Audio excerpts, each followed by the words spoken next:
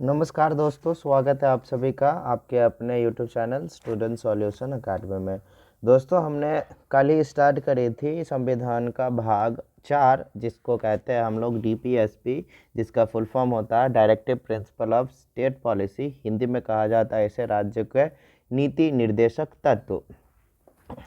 तो हमने जो है ये टॉपिक कल ही शुरू करी थी, और इसमें जो है हमने ये भी देख ली थी कि डीपीएसपी हमने अडॉप्ट कहाँ से करी थी। तो डीपीएसपी हमने आयरलैंड से अडॉप्ट करी थी।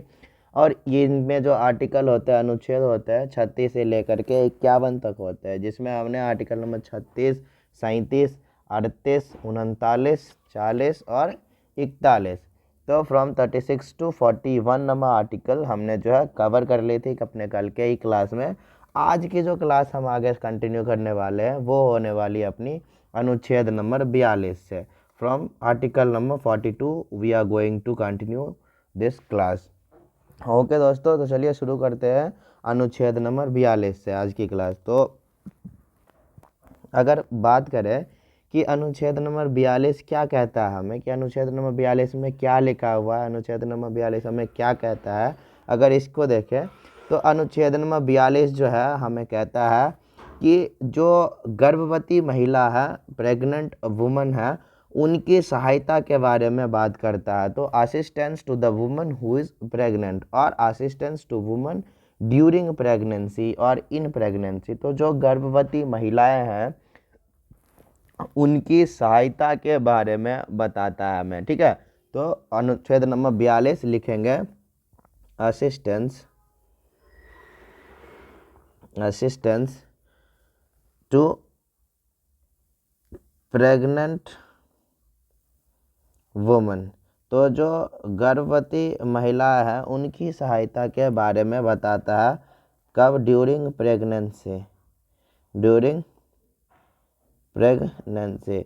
गर्भवती महिला के बारे में बताता है उनके गर्भ के समय में, ठीक है, उनकी सहायता के बारे में बताता है, उनकी सहायता के बारे में। तो गर्भवती महिला की सहायता के बारे में हमें कौन से अनुच्छेद से पता चलता है, अगर बात करी जाए तो ये हमें पता चलता है अनुच्छेद नंबर 42 से, जिसे हम कहते हैं मैटरनिटी असिस्टेंस, या फिर जो है ऑब्स्टेट्रिक असिस्टेंस भी कहा जाता है। ऑब्स्टेट्रिक,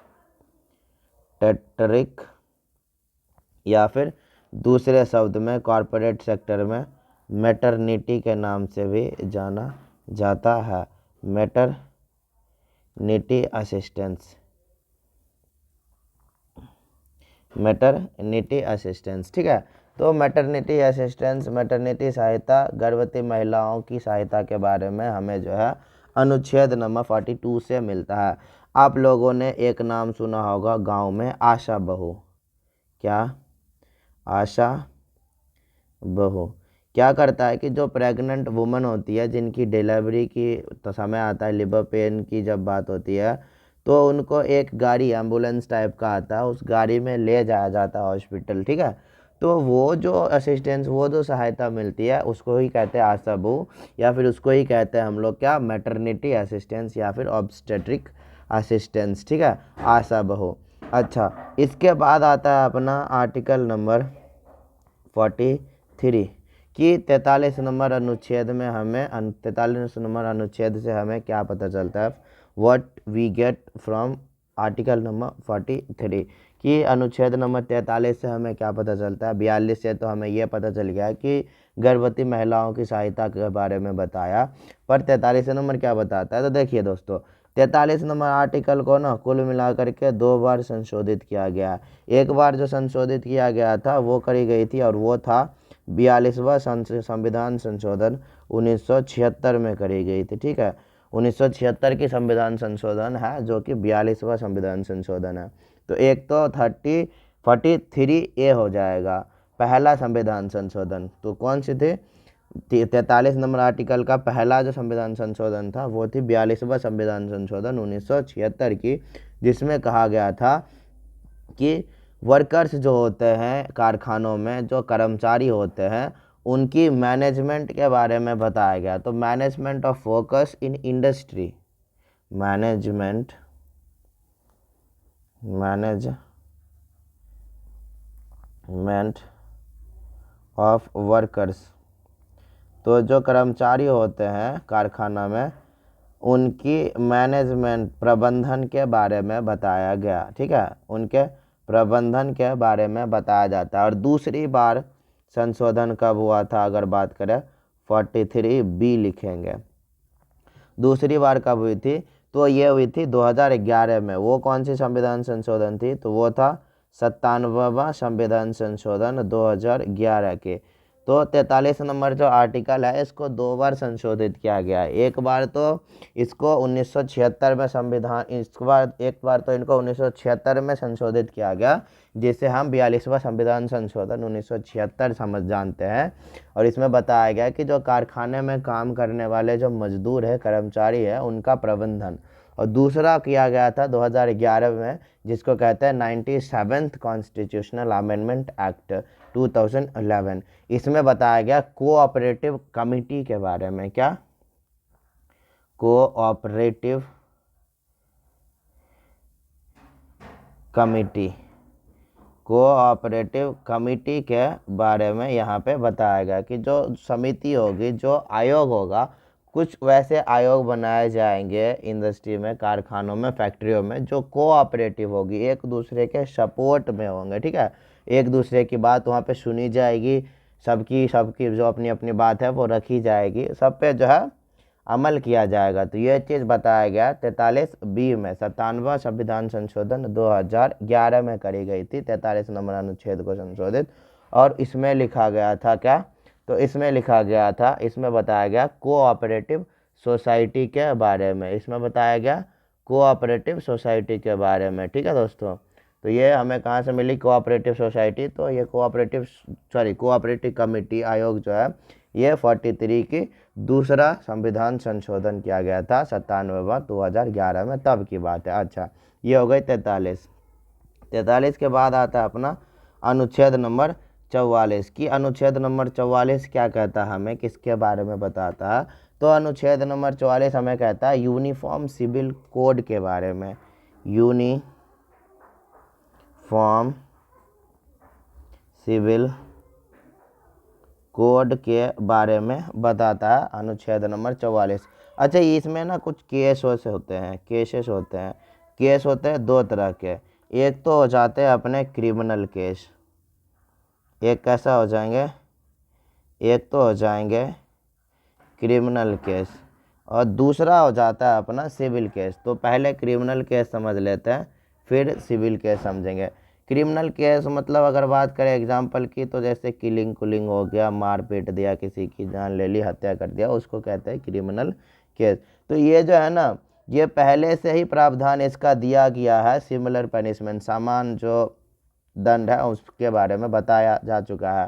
सो इनके लिए अगर बात करें, देयर इज ऑलरेडी प्रोविजन, तो इनके लिए पहले से ही प्रावधान दिया गया है, प्रोविजंस फॉर सिमिलर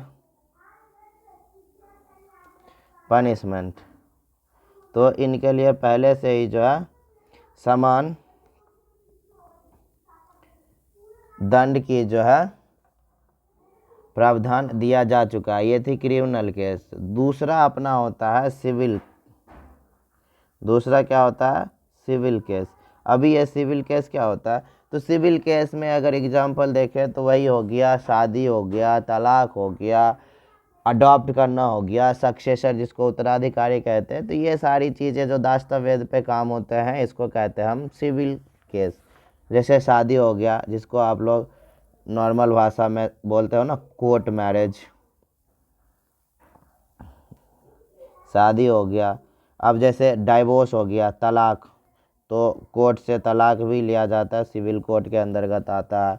अडॉप्ट, बच्चे को अपनाना, अडॉप्टेशन, बच्चे को अपनाना।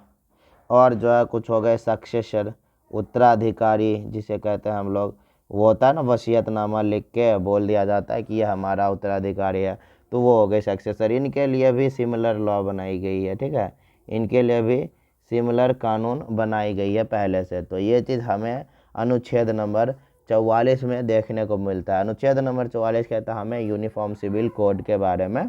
इसमें कुछ केसेस होते हैं और इस केस को दो भाग में विभक्त किया गया है। एक तो आ जाता है क्रिमिनल केस, जिसमें किलिंग कुलिंग हो गया, मारपीट हो गया, खून खराब हो गया, इसके बारे में। और इसके बारे में जो है इसकी जो पनिशमेंट है पहले से ही तय है। पनिशमेंट इसका जो प्रावधान है पहले से ही तय है। इसके दंड के बारे में पहले से ही बताई गई है, अपने IPC section Indian penal code में लिखा गया है सारी चीज़ें।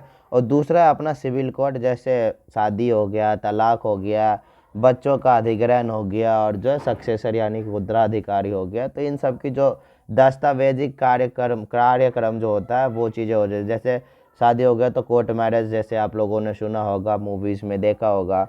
डाइवोर्स हो गया तो कोर्ट के मदद से क्या होता है, डाइवोर्स लेना। बच्चे को गोद लेना, अनाथ बच्चे को गोद लेना, या फिर सक्सेसर जो हो गया उत्तराधिकारी, इसके बारे में, इन सब चीज़ों के बारे में हमें आर्टिकल नंबर 44 में देखने को मिलता है। अच्छा, इसमें कुछ नोट पॉइंट्स लिख लेंगे। कुछ नोट्स भी है और बड़े इंपॉर्टेंट नोट्स है और बड़े ज़बरदस्त नोट भी है।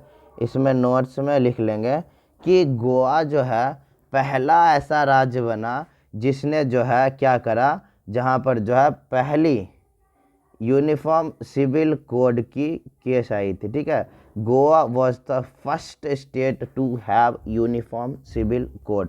तो यूनिफॉर्म सिविल कोड जो है ये लागू करने वाला गोवा पहला राज्य बना था। क्या? तो गोवा पहला राज्य बना था किस लिए? तो यूनिफॉर्म सिविल कोड जो है लागू करने के लिए। Goa was the first state to have uniform civil code. तो गोवा जो है पहला ऐसा राज्य बना जिन्होंने जो है यूनिफॉर्म सिविल कोड इन्फोर्स करी थी। ठीक है, उसके बाद लिख लेंगे दूसरा नोट में पॉइंट कि उत्तराखंड पहला ऐसा राज्य बना जिसने जो है यूनिफॉर्म सिविल कोड की जो बिल थी, विधेयक थी, उसे पास किया। तो Uttarakhand was the first state to pass uniform civil code. तो उत्तराखंड जो है पहला ऐसा राज्य बना जिसने जो है यूनिफॉर्म सिविल कोड विधेयक यानी कि बिल जो है पास किया था। पर गोवा पहला ऐसा राज्य बना जिसने जो है यूनिफॉर्म सिविल कोड यूज़ करा था। ठीक है, दोनों क्वेश्चन अलग है। अगर बिल जो विधेयक पास करने की अगर बात करेगा तो वो पहला था उत्तराखंड। यूज़ में लाने वाला, लागू करने वाला, इन्फोर्स करने वाला तो वो है गोवा। ठीक है, दोनों अलग अलग। यूज़ के लिए गोवा, पास करने के लिए उत्तराखंड था। ठीक है, तो ये थी अपनी अनुच्छेद नंबर 44 की कुछ गंभीर बातें। इसके बाद देखते हैं हम लोग अनुच्छेद नंबर अपने 45 की। 45 नंबर अनुच्छेद हमें क्या कहता है, इसमें 45 नंबर आर्टिकल हमें क्या समझाना चाहता है। तो देखिए 45 यानी कि 45 नंबर जो अनुच्छेद है हमें बताता है अर्ली केयर के बारे में और शिक्षा के बारे में, कि अर्ली केयर और शिक्षा जो है दी जाएगी बच्चों को जो बच्चे 6 साल से कम उम्र के हैं।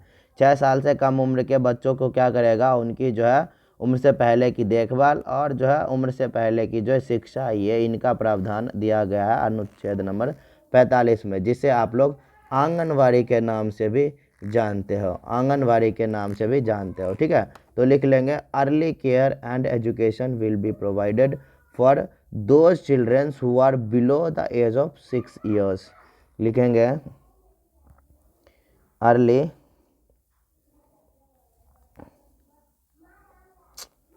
why it is moving early care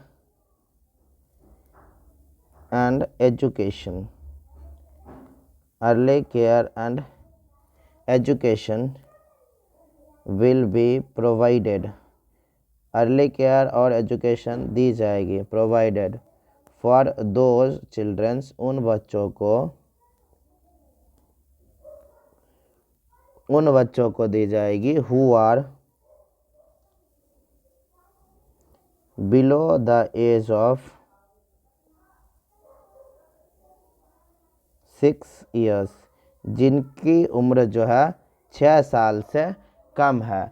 जिन बच्चों की उम्र जो है 6 साल से कम है उन बच्चों को जो है अर्ली केयर और जो है शिक्षा प्रदान करने का प्रावधान हमें अनुच्छेद नंबर 45 से मिलता है। एग्जाम्पल अगर देख लें तो अपने आ जाते हैं आंगनवाड़ी। तो आंगनवाड़ी वाली जो शिक्षा है ये अर्ली स्टेज एजुकेशन के अंतर्गत ही आता है। अच्छा, ये तो 6 वर्ष से कम की है। और अगर बात करें 6 से 14 वर्ष की, फ्री एंड कंपलसरी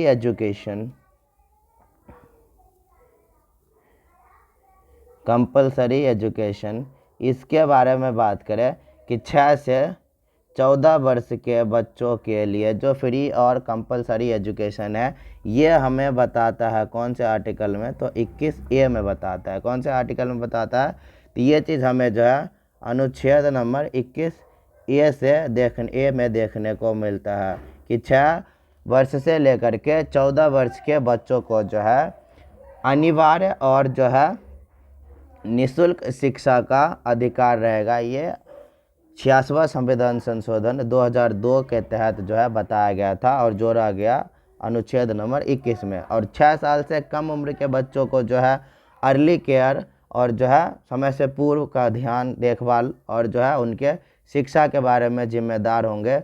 ये चीज़ बताया गया है हमें अनुच्छेद नंबर 45 में, जिसको आंगनवाड़ी के नाम से भी जाना जाता है। ठीक है, ये थी अपनी अनुच्छेद नंबर 45 में। अच्छा, इसके बाद आता है अपना आर्टिकल नंबर 46। तो अनुच्छेद नंबर 46 में हमें क्या देखने को मिलता है कि अनुच्छेद नंबर 46 क्या कहता है अपने को, अनुच्छेद नंबर 46 यानी कि 46 कहता है कि SC ST जो है लोग हैं, scheduled caste and scheduled tribe के जो लोग हैं, SC और ST के जो लोग हैं, इनकी प्रोटेक्शन किस चीज़ के लिए, इकोनॉमी के लिए, इंटरेस्ट के लिए। ठीक है, इकोनॉमी इंटरेस्ट के लिए इनकी प्रोटेक्शन। तो अभी मैं आपको सारी चीज़ें क्लियर करता हूँ ताकि आसानी से समझ में आए।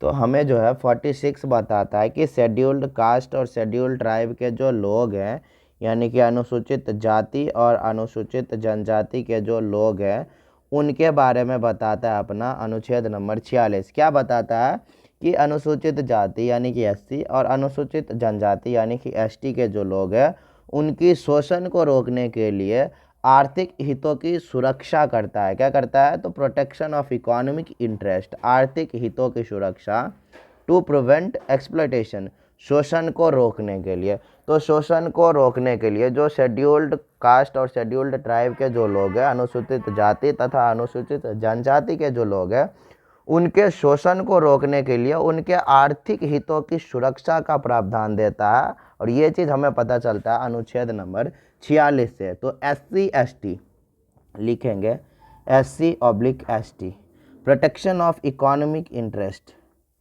प्रोटेक्शन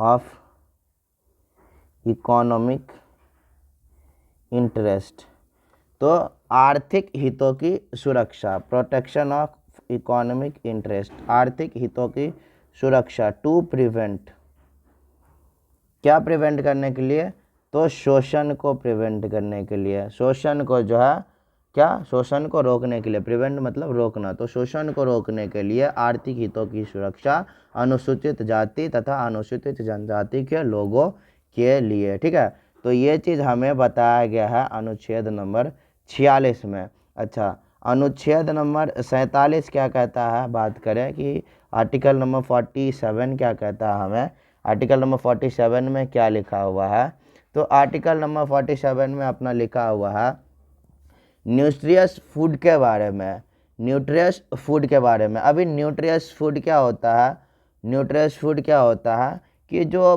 पोषक तत्व से भरपूर भोजन होते हैं, पोषक तत्व से भरपूर भोजन होते हैं, उसे कहते हैं हम लोग न्यूट्रियस फूड। क्या, तो न्यूट्रियस फूड के बारे में हमें बताता है आर्टिकल नंबर 47 में।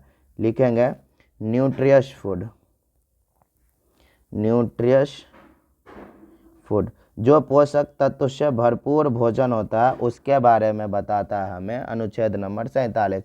यहाँ पे क्या बताया गया है कि जो दारू शराब जो है, अल्कोहल जो है, अल्कोहलिक जो नशा वाली जो चीज़ है उसकी कंजम्पशन, उसको जो है कंज्यूम करने पे रोक लगाया गया, प्रतिबंध लगाया गया, रेस्ट्रिक्शंस इन कंज्यूमिंग अल्कोहल्स। क्या? तो रेस्ट्रिक्शंस इन कंज्यूमिंग अल्कोहल्स।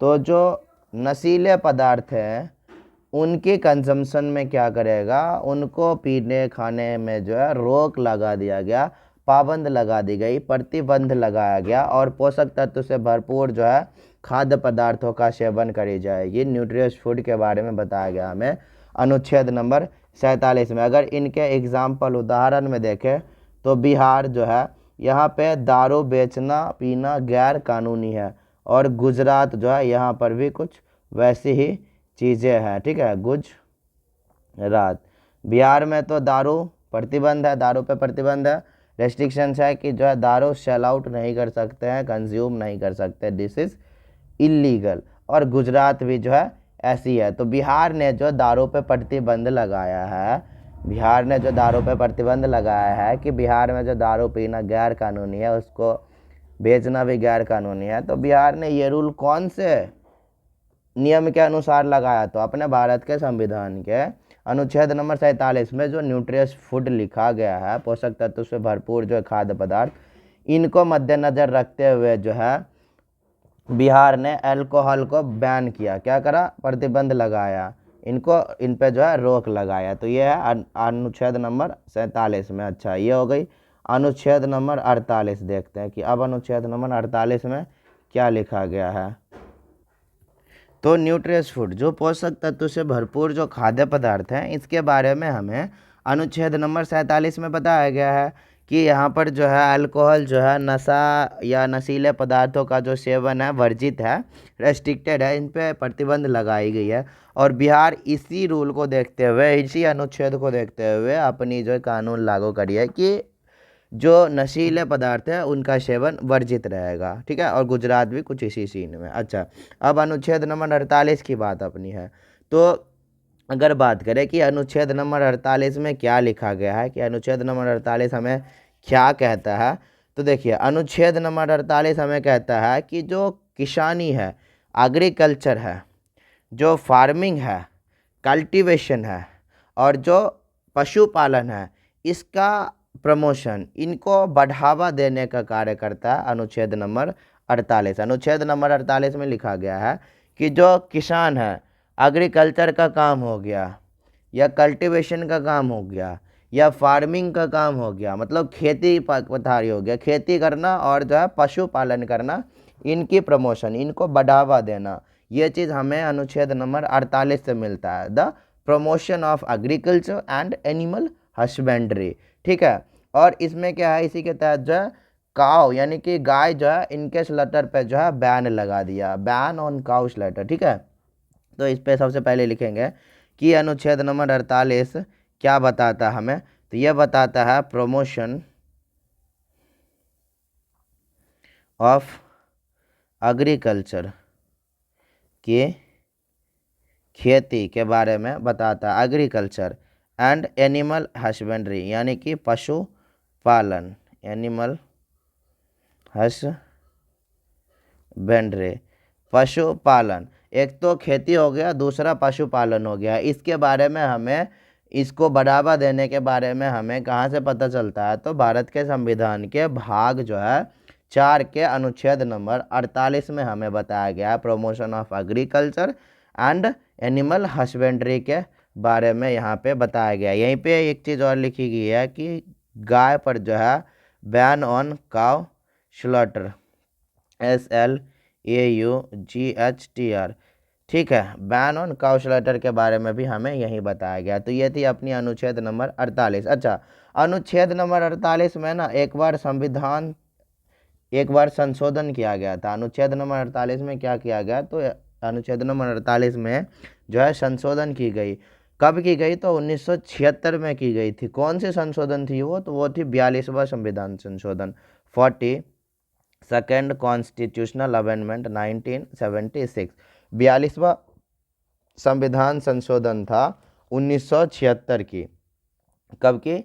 तो 42वां संविधान संशोधन था 1976 की। आप जरा याद करो, मैंने कल के क्लास में आपको बताया था 43 नंबर अनुच्छेद, उसमें मैंने आपको बताया था, ये रहा 43 नंबर अनुच्छेद, उसमें मैंने आपको बताया था 42वां संविधान संशोधन में क्या बताया था कि जो कारखानों में काम करने वाले मजदूर है, कर्मचारी है, उनका प्रबंधन, वही अनुच्छेद यहाँ भी है। 48 में भी वही अनुच्छेद है, सॉरी वही संशोधन यहाँ भी है। तो 42वां संविधान संशोधन में जो है सिर्फ वही management of workers in industry वाला नहीं था, यहाँ ये भी किया गया है। क्या किया गया है? तो यहाँ पे 48 नंबर में किस प्रकार से 42वां संविधान संशोधन 1976 वाली काम करा था, तो इसमें जो है किया था 48A में कि इसमें क्या गया था कि एनवायरनमेंट जो है, पर्यावरण जो है, इनकी संरक्षण के बारे में बताया गया था। और जो वाइल्ड लाइफ, जो जंगल में रहने वाले जो जीव जंतु है, उनकी संरक्षण के बारे में बताया गया। तो पर्यावरण और जो है जंगली जीव जंतु के संरक्षण के बारे में बताया गया है। कुल मिलाकर के इन्वायरमेंटल प्रोटेक्शन बताई गई है। और ये इन्वायरमेंटल प्रोटेक्शन यानी कि पर्यावरण संरक्षण जो है, ये पर्यावरण संरक्षण अधिनियम 1986 वाली थी। कब की थी? तो ये पर्यावरण संरक्षण अधिनियम 1986 वाली है। तो लिख लेंगे इसकी जो संविधान संशोधन किया गया था, संविधान संशोधन 42वां था 1976 वाली,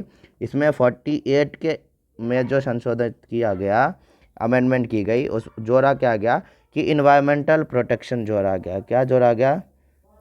इन्वायरमेंटल प्रोटेक्शन जोड़ा गया, कि पर्यावरण संरक्षण जोड़ा गया। साथ साथ में एक चीज़ और जोड़ी गई, एंड वाइल्ड लाइफ प्रोटेक्शन, जीव जो जंगली जीव जंतु है उनके बारे में।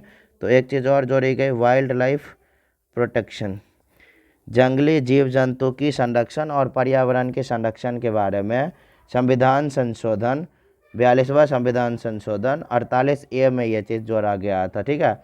और क्या बताया गया था? ये जो इन्वायरमेंटल प्रोटेक्शन है, यह अधिनियम 1986 वाले थे। कौन सी?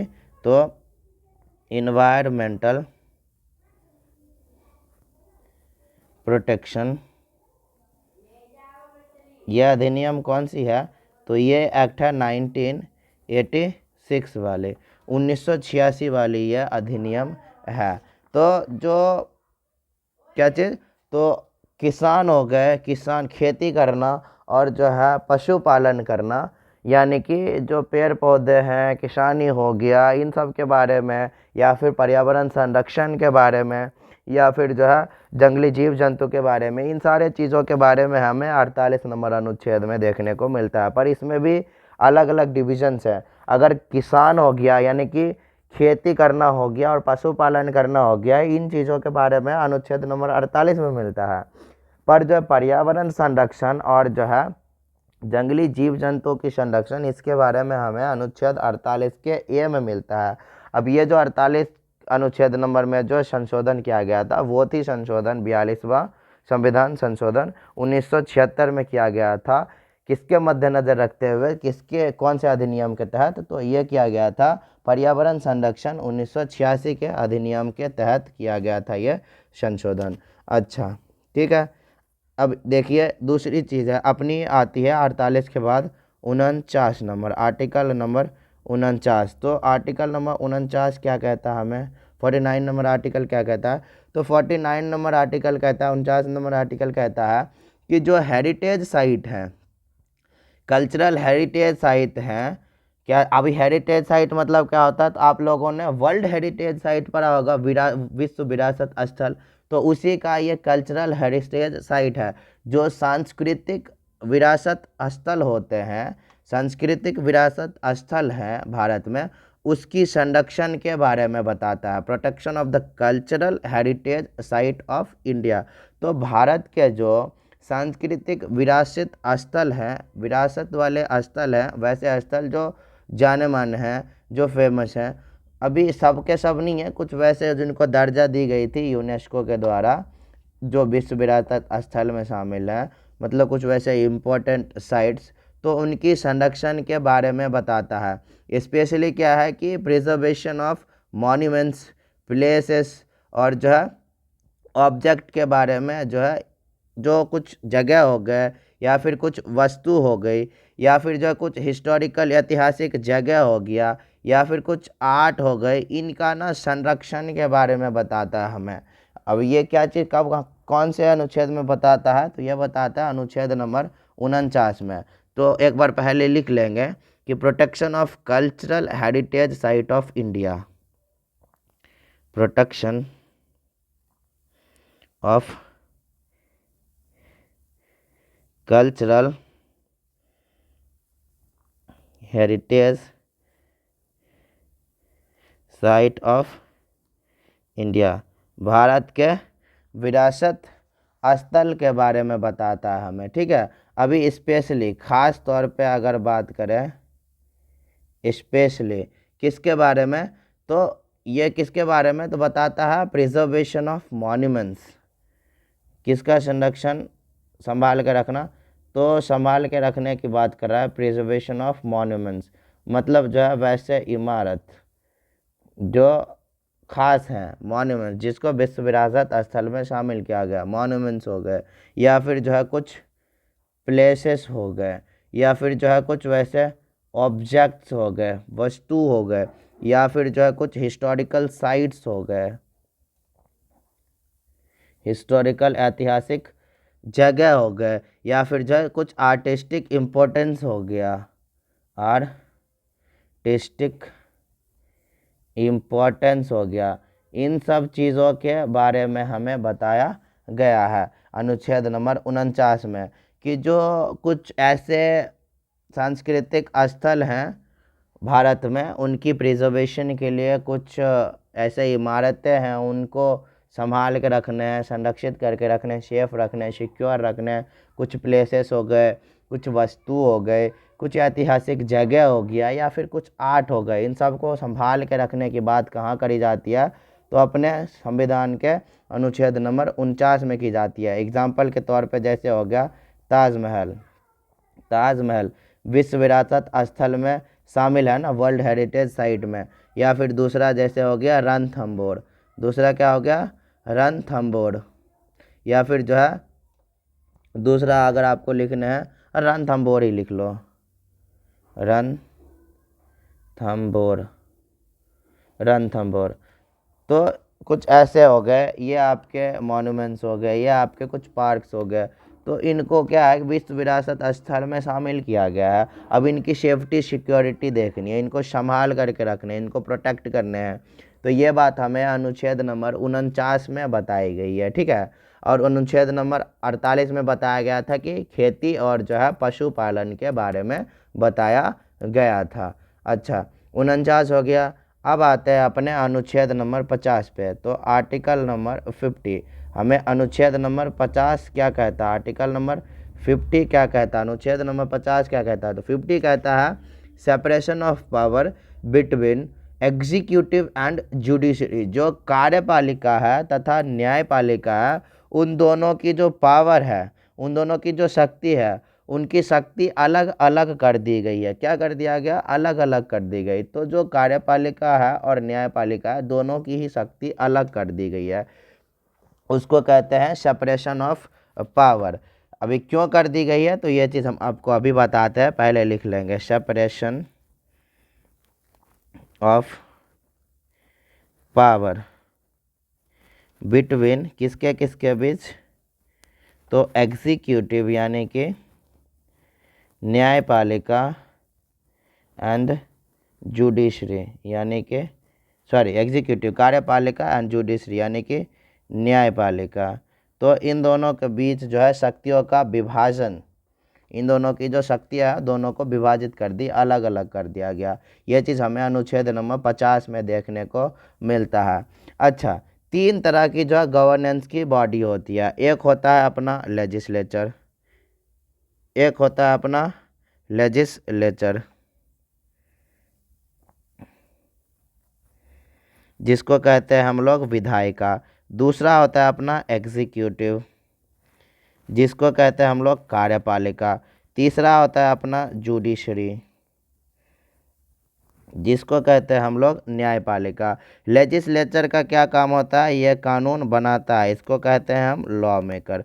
एग्जीक्यूटिव का काम होता है कोई उस कानून को लागू करना, लॉ इम्प्लीमेंटर, लॉ इम्प्लीमेंटर, उन कानून को लागू करना। और जो जुडिशरी का काम होता है जस्टिस का, न्याय का। क्या होता है, न्याय का। तो होता क्या है कि जो कानून विधायिका यानी कि लेजिस्लेचर के द्वारा बनाया गया और एग्जीक्यूटिव के द्वारा लागू करी गई, उन कानूनों की क्या करेगा, चेक करेगा, गणना करेगा, निरीक्षण करेगा। ठीक है तो ठीक है, नहीं तो अगर उस कानून की उल्लंघन किसी ने करी, अवहेलना करी, तो यह जुडिशरी के तहत जो है, न्यायपालिका के तहत जो है वो न्याय करेगा और जो भी पनिशमेंट का भागीदार होगा वो उनको पनिशमेंट देगा। पर होता क्या है कभी कभी कि जो न्यायपालिका है ना, अपना फैसला यानी कि न्याय करने के साथ साथ ना कुछ कानून भी बनाने लग जाता है। क्या करता है कि कुछ कानून भी बनाने लग जाता है और उन कानून को लागू करने लग जाता है। ठीक है, कानून बना के कानून को लागू करने लग जाता है, कुछ इम्प्लीमेंट करने लग जाता है अपनी चीज़ें। तो वैसे में क्या होता है कि एग्जीक्यूटिव और जुडिशरी के बीच ना नोकझोंक हो जाती है, कुछ नोकझोंक हो जाती है कि भाई साहब कि कानून लागू करना सिर्फ एग्जीक्यूटिव का काम है, पर कानून आप लागू कर रहे हो, आप अपना काम करो ना। आपका काम है निरीक्षण करना, आप वो करो। आपका काम है फैसला सुनाना, आप वो करो। आपका काम है न्याय करना, आप वो करो। पर ये क्या करने लगते हैं कि न्याय करने के साथ साथ जो है कभी कभी ये कानून भी लागू करने लग जाते हैं। अब इसी वजह से दोनों में हो जाती है नोकझोंक। तो इसी को मद्देनज़र रखते हुए क्या किया गया कि जो एग्जीक्यूटिव है कार्यपालिका और जुडिशरी न्यायपालिका, इन दोनों की पावर को क्या कर दिया गया, सेपरेट कर दी गई। क्या कर दिया गया, सेपरेट कर दिया गया, विभाजित कर दिया गया। और अगर आपसे पूछे कि जो कार्यपालिका तथा न्यायपालिका की जो शक्तियों का विभाजन अनुच्छेद नंबर कौन से में निहित है, तो अनुच्छेद नंबर भारत के संविधान के भाग 4 के अनुच्छेद नंबर 50 में हमें बताया गया कि कार्यपालिका और न्यायपालिका दोनों के शक्तियों का विभाजन होता है। ठीक है, ये थी अपनी अनुच्छेद नंबर 50।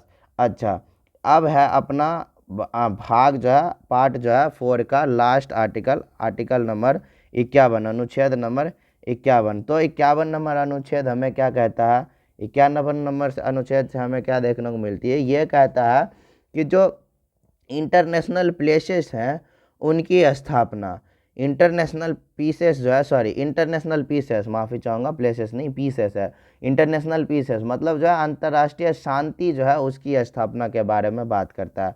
टू इस्टेब्लिश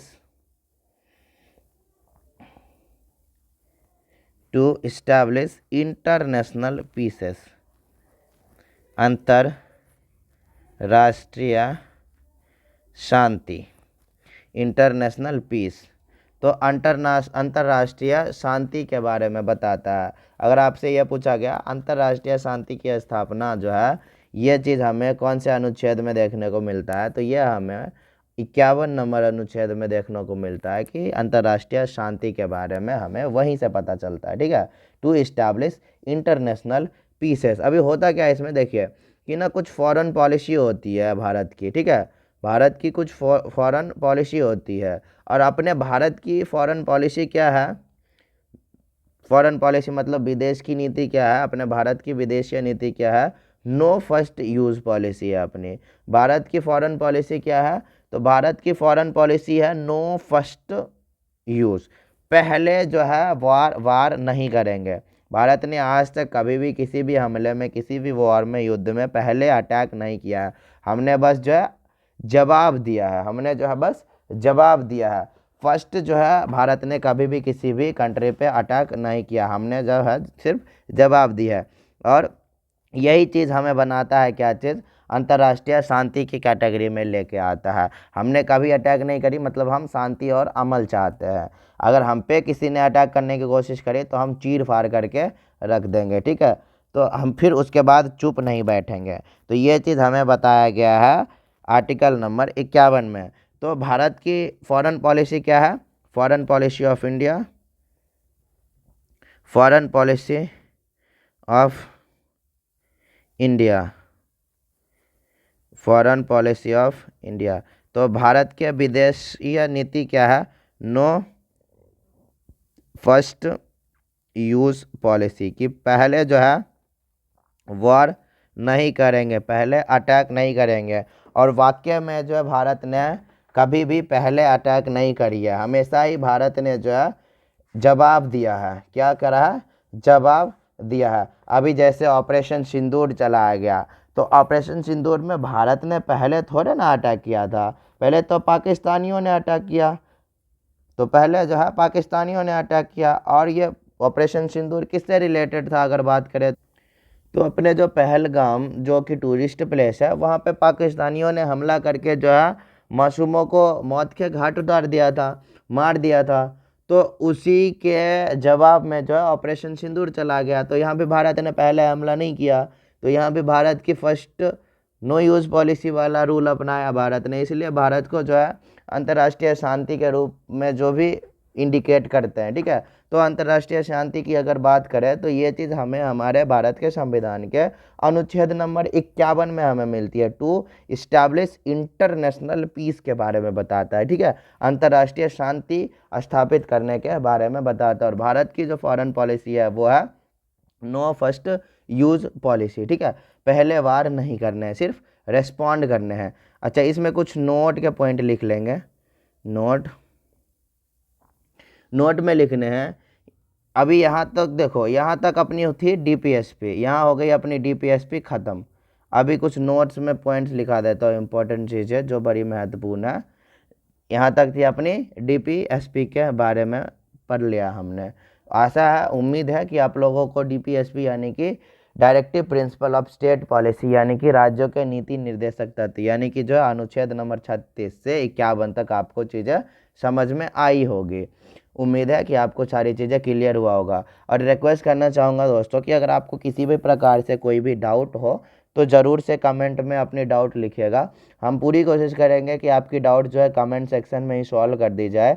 अगर फिर भी नहीं बात बनता है तो आपको जो है एक वीडियो प्रोवाइड कर दी जाएगी उसी डाउट से रिलेटेड। आप वहाँ से जो उस वीडियो के माध्यम से अपनी डाउट को क्लियर कर सकते हैं। तो चलिए, अपनी एक नोट बनती है, एक आध नोट के पॉइंट है जो बड़ी इंपॉर्टेंट है। देखिए डीपीएसपी जो है ना, डीपीएसपी क्या है? तो डीपीएसपी चेक बुक है। किसका?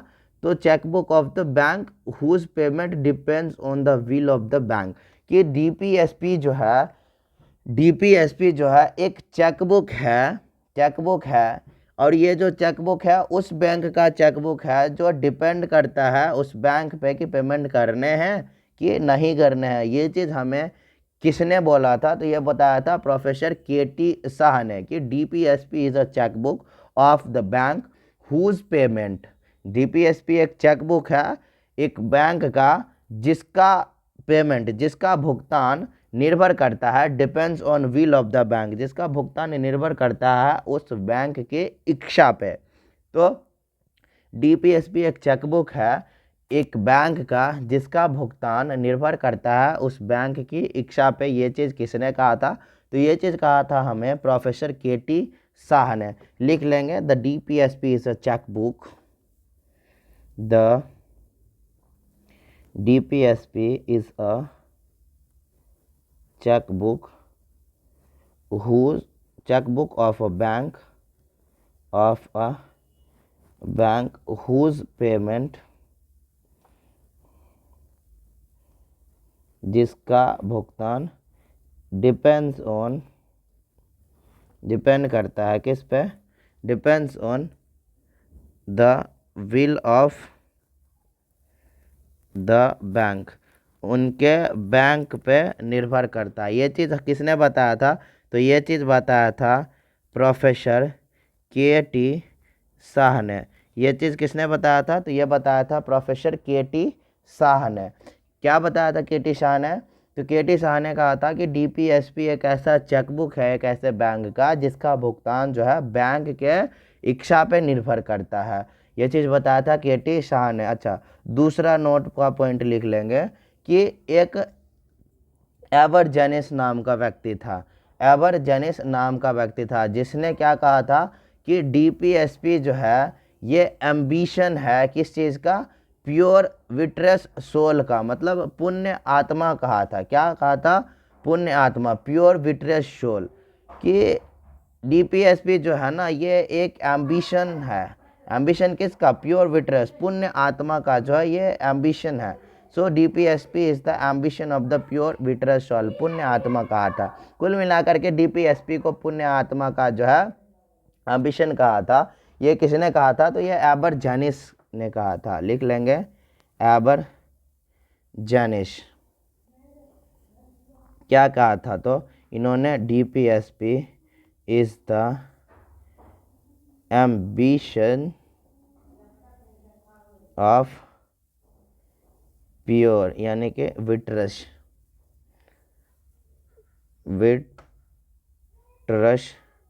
सोल, पुण्य आत्मा का जो है एम्बिशन बताया था। ये बताया था एबर जेनिस साहब ने। ठीक है दोस्तों, तो ये थी अपनी अनुच्छेद, अपनी जो है 36 नंबर से लेकर के 51 नंबर तक अनुच्छेद, यानी कि डीपीएसपी यानी कि संविधान का भाग 4 यानी कि राज्यों के नीति निर्देशक तत्व। उम्मीद है, आशा है कि आप लोगों को चीज़ें समझ में आई हो। कोई भी डाउट हो तो मैंने आपको पहले ही बता दिया हूँ कि डाउट को ज़रूर जो है कमेंट सेक्शन में ड्रॉप करें। आपकी जो है पूरी हेल्प की जाएगी आपके डाउट्स को क्लियर करने के लिए। और मैं आपको दोस्तों ये भी बताना चाहूँगा कि मैं जो है कमेंट्स में एक लिंक ड्रॉप कर दूंगा। हमारे हर एक वीडियो में एक लिंक है और वो टेलीग्राम का लिंक है। आप चाहे तो टेलीग्राम चैनल ज्वाइन कर सकते हैं, जहाँ पे जो आपको सारे ही हैंड रिटन नोट्स और क्लास नोट्स मिल जाएंगे प्रिंटेबल फॉर्मेट में। आप प्रिंट करके जो है रख सकते हैं और उससे जो है कंटिन्यू कर सकते हैं आप अपनी स्टडी। दोस्तों आपसे एक और रिक्वेस्ट करना चाहूँगा, वीडियो अगर आपको पसंद आए, कंटेंट आपके लिए यूज़फुल है, तो वीडियो को ज़रूर से लाइक करके चैनल को सब्सक्राइब कर दीजिएगा और साथ ही अपने दोस्तों के साथ शेयर भी कर दीजिएगा। तो मिलते हैं अपने अगले क्लास में, तब तक के लिए आप आज के लिए बस इतना ही। बने रहिए हमारे साथ। Bye bye, take care, thank you दोस्तों।